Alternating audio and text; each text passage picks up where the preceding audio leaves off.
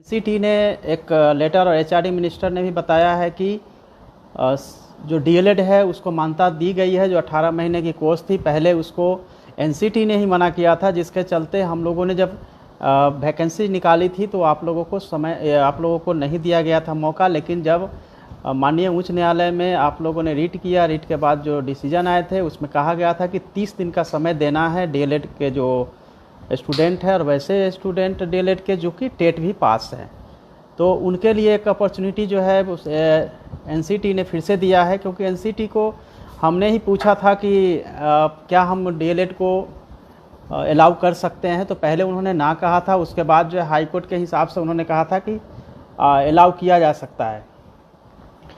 तो friends, DElEd को allow कर दिया गया है। अब इसमें किसी भी तरह की कोई भी आपको शंका नहीं होनी चाहिए, बिकॉज अब आपके लिए खुशखबरी है कि आपको समय दिया जाएगा और आप उसमें अपना एप्लीकेशन जो है वो दे पाएंगे, पहली बात। दूसरी बात है कि जहाँ तक डीएलएड दिसंबर की बात है, तो डीएलएड दिसंबर को लेके दो तरह की बातें हैं। पहली तो यह है कि जो वैकेंसीज हम लोगों ने अनाउंस किया था वो अगस्त की वैकेंसीज थी। अगर अगस्त की वैकेंसीज को हम कंटिन्यू करते हैं तो दिसंबर वाले को मौका नहीं दिया जा सकता है। और जिन लोगों ने एप्लीकेशन दे दिया है उनको फिर से नहीं एप्लीकेशन देना होगा। इतने जगहों पे जो आप लोग मैराथन दौड़ करके अपने एप्लीकेशन को अपने सबमिट किया था वो फिर से हम आप लोगों से नहीं करवाएंगे। इसमें केवल जो डीएलएड के और जो टेट पास हैं, जिनकी संख्या लगभग मेरे ख्याल से 6 से 7 हज़ार है, उससे ज़्यादा नहीं होनी चाहिए, इन लोगों को मौका दिया जाएगा और कम समय में में जाके सबमिट करेंगे। और उसके बाद आपको पता है कि जो पहले से जिन लोगों ने एप्लीकेशन दे रखा है उनकी मेरिट भी कई जगहों पे तैयार हो चुकी थी। थोड़ी बहुत जो है चेंजिंग आएगी मेरिट में, क्योंकि डीएलएड के जो स्टूडेंट है वो फिर से अप्लाई करेंगे। रही बात की लगता है कि हमें अपॉर्चुनिटी नहीं दी जाएगी, 4 साल में एक बार होता है, तो ऐसी बात नहीं है। क्योंकि डीएलएड दिसंबर वाले को और जो स्टेट एग्ज़ाम कैंसिल हुआ है वो आपको पता है कि टेट पास करना ज़रूरी होता है, तो उन दोनों को मिला के फिर से जो है हम लोग वैकेंसीज अनाउंस करेंगे। वैकेंसीज अनाउंस में क्या है कि ऐसा नहीं, अगर ये वैकेंसी अगर हम समय से पूरा कर पाते तो हमारी ये कोशिश थी कि दूसरी वैकेंसीज भी हम निकाल के उनको भी समावेश करें दूसरे वैकेंसीज में।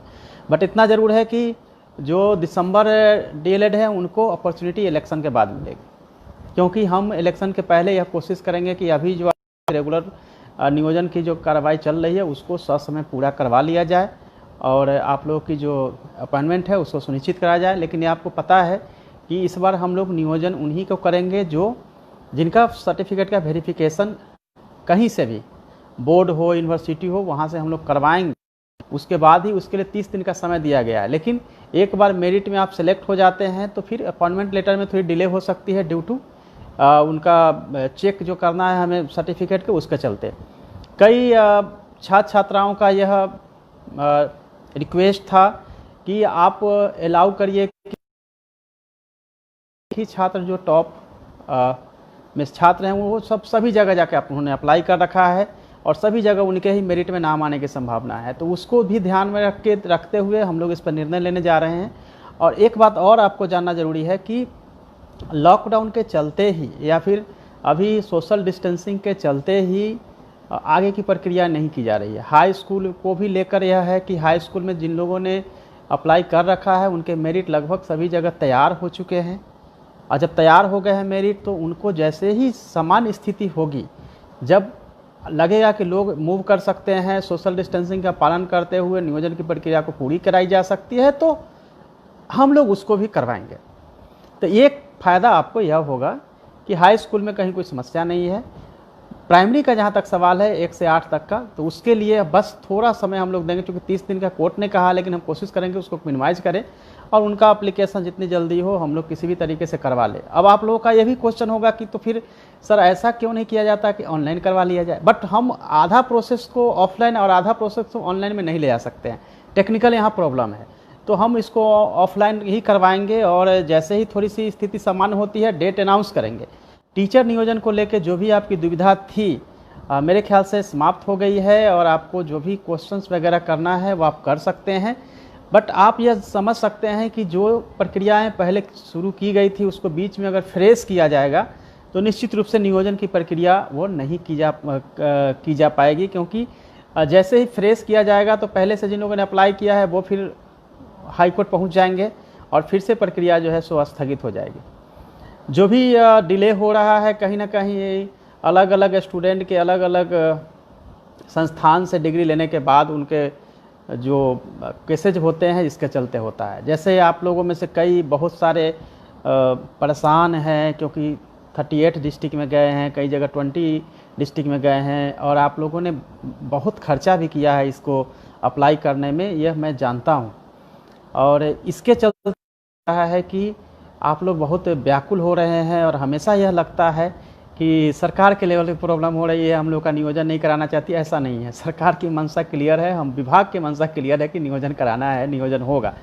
और यह भी आप जानते हैं कि डीएलएड के जो स्टूडेंट हैं उनके हाई कोर्ट में चले जाने और स्टे ऑर्डर आने और फिर उनको समय देने के चलते ही ऐसा हुआ कि डिले हुआ, अदरवाइज़ तो मेरिट के लेवल पे आ चुका था। तो ऐसा नहीं कह सकते हैं कि विभाग के लेवल पे कोई नहीं देख रहा है या विभाग के लेवल पे लोग सक्रिय नहीं है। हर दिन हम इस बात को लेकर चिंतित होते हैं कि नियोजन की प्रक्रिया जितनी जल्दी हो जाएगी तो लगभग 94,000 जो प्राइमरी में है, फिर सेकेंडरी में भी है, 1 लाख से अधिक जो टीचर्स का नियोजन करना है, तो कहीं ना कहीं बड़ी संख्या है। और सभी के होने की संभावना इसलिए है क्योंकि जो भी डीएलएड हैं, जो नेट है और जो बीएड हैं और टेट स्टेट पास किए हुए हैं, उनकी संख्या भी लगभग उतनी ही है। तो कहीं ना कहीं आपका होने के चांसेस जो है ज़्यादा है। बहुत सारे ऐसे हैं जो कि केंद्रीय विद्यालय, नवोदय विद्यालय में चले गए हैं, और बहुत सारे ऐसे हमारे बिहारी युवा हैं जो केंद्रीय विद्यालय और नवोदय विद्यालय छोड़ के आ गए हैं कि हमें बिहार में नौकरी करनी है, बिहार में नियोजन के लिए, और बिल्कुल उन्होंने रिजाइन करके आए हैं। वैसे बहुत सारे आप लोगों में से मुझसे मिले भी हैं। तो ये कहीं ना कहीं मैं भी समझता हूँ कि आप एक तरफ जो है जॉब क्विट करके यहाँ पे आ रहे हैं, और फिर अगर यहाँ पे अगर अपॉर्चुनिटी नहीं मिलती है तो फ्रस्ट्रेशन स्वाभाविक है। और स्वाभाविक फ्रस्ट्रेशन में आप लोगों को पॉजिटिव सोचना पड़ेगा, क्योंकि मेरी कोशिश है कि आप लोगों को कम से कम मेरिट लिस्ट में ला लिया जाए। अपॉइंटमेंट लेटर सर्टिफिकेट चेक के बाद हो, लेकिन कम से कम परिवार को, घर वाले को यह आशा हो जाए कि एक बार मेरा सिलेक्शन हो गया है, बस अपॉइंटमेंट लेटर मिलना बाकी है। अपॉइंटमेंट लेटर में भी हमारी इस बार कोशिश है कि अपॉइंटमेंट लेटर हम लोग ब्लॉक और डिस्ट्रिक्ट लेवल पे आपको दिलवाएं, ताकि अपॉइंटमेंट लेटर लेने के नाम पे जो करप्शन होती है या फिर जो आपको दिक्कतें होती है वो ना हो, और आपको जो घुमाने की प्रक्रिया होती है कि लोग परेशान करते हैं, आप अप्लाई करने जाते हैं तो परेशान किया जाता है, नहीं मिलते हैं लोग। इस बार हमने बिल्कुल वीडियो से कहा था कि हर जो भी आपको रिसीविंग की जो डायरी बनाई गई थी, रिसीविंग की जो रजिस्टर बनाई गई थी, उसको हमने कहा था कि हर पेज को आपको ऑथराइज कराना है। नहीं तो ऐसा होगा कि मुझे जो शिकायत मिलती है कि आपका नियोजन का रजिस्टर कहीं होता है, उसके बाद फेंक दिया जाता है, नया दूसरा कॉपी तैयार होता है। तो इस कहीं ना कहीं नियोजन इकाई के लेवल पे गड़बड़ियाँ मैंने सुना था, और यह भी संभव है कि आपके मेरिट होने के बावजूद भी नीचे से ऊपर कर दिया जाता है, ऊपर से नीचे कर दिया जाता है। सर्टिफिकेट में बहुत फर्जरी होती है, तो सर्टिफिकेट के लेवल होती है, एक बार इसके केसेज होते हैं, फिर उनके वेतन रोकी जाती है, बहुत जेल जाने की नौबत आती है, बहुत सारे की चीज़ें होती है। इस बार जो है सर्टिफिकेट चेक करने के बाद ही उनको अपॉइंट किया जाएगा। इसका मतलब है कि किसी भी फेक सर्टिफिकेट वाले को या वैसे टीचर जो गलत सर्टिफिकेट गलत जगहों से, गलत संस्थान से लेके रखे हैं, या घर बैठे पैसा पे उन्होंने सर्टिफिकेट परचेज कर लिया है, वैसे लोगों का इस बार नहीं हो पाएगा। पहली बात, अप्लाई भी करेंगे तो मैं एफआईआर करके जेल भेजूंगा। वैसे जो कैंडिडेट फर्जी हैं वो पहले ही सतर्क हो ले और काउंसलिंग में ना जाएं। अदरवाइज आपने देखा होगा सीतामढ़ी में मैंने 3 को अरेस्ट किया था कि फर्जी सर्टिफिकेट की जब गेस्ट टीचर की मैं वहाँ बहाली कर रहा था। शुरू होगी, एक कंट्रोल रूम बनाऊंगा, उसमें आपको नंबर डेडिकेट होगा। अभी भी कंट्रोल रूम हमारी काम कर रही है, लेकिन शिक्षकों के सैलरी को लेकर हो रही है। तब उस समय हम नियोजन के लिए अलग से आपके लिए कंट्रोल रूम तैयार करेंगे। उस कंट्रोल रूम में आप बिल्कुल प्रूफ के साथ कहीं कोई दिक्कत हो तो आप कंप्लेन देंगे, उसको हम लोग ओनली पेटिशनर अलाउड नहीं है, पॉसिबल नहीं है। ये जो है आपको पता है समान अवसर का जो सिद्धांत है, आपने भारतीय संविधान के आर्टिकल 16 में पढ़ा होगा, समान अवसर देना होता है। और किसी तरह का भेदभाव जो है आपने देखा होगा 14, 15, 16 तीनों ही आर्टिकल में बताया गया है। इसीलिए ये नहीं होगा कि पेटिशनर है तो आपको मौका मिलेगा, बाकी जो है वो नहीं मिलेगा, ऐसा नहीं होगा, सभी को इसमें मौका दिया जाएगा। आपने कहा है वो फिजिकल टीचर का भी प्रमोशन है, फिजिकल टीचर के बारे में भी, उसके बारे में भी हम लोग प्रोसेस कर रहे हैं। और आप लोगों का जो टाइम बाउंड प्रमोशन है वो भी होगा। नियोजित टीचर को मैं एक एडवांस में बता देता हूँ कि हम लोग प्लान करने जा रहे हैं कि प्रिंसिपल बनाना है नियोजित टीचर के प्रमोशन देके, तो प्रिंसिपल भी बनाने की प्रोसेस है। सैलरी आपकी हर साल जो है वो बढ़ती जाती है, इंक्रीमेंट वगैरह मिलता है, तो धीरे धीरे जो है वो आपकी सैलरी भी हेल्दी होती चली जाएगी, यहाँ कोई दिक्कत नहीं है। और जैसा कि माननीय मुख्यमंत्री क्षमता होगी, जितनी भी हमारे संसाधन है उसमें से हम निश्चित रूप से पोजीशन होगी तो करेंगे, जो फिर नेक्स्ट स्टेट होने वाली है उसको आप अच्छे से क्लियर कर पाएँ।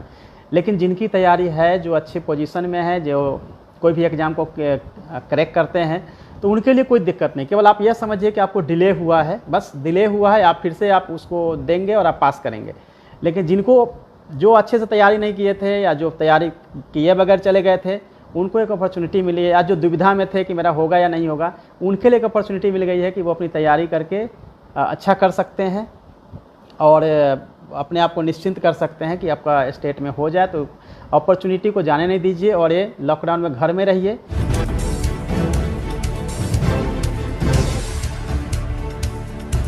सब्सक्राइब कीजिए हिंदी क्लब को, दबाइए इस बेल आइकॉन को ताकि हमारा वीडियो आपको मिले सबसे पहले। शेयर करें अपने दोस्तों के साथ ताकि वो भी इसका लाभ उठा सके। ये सब बिल्कुल फ्री है।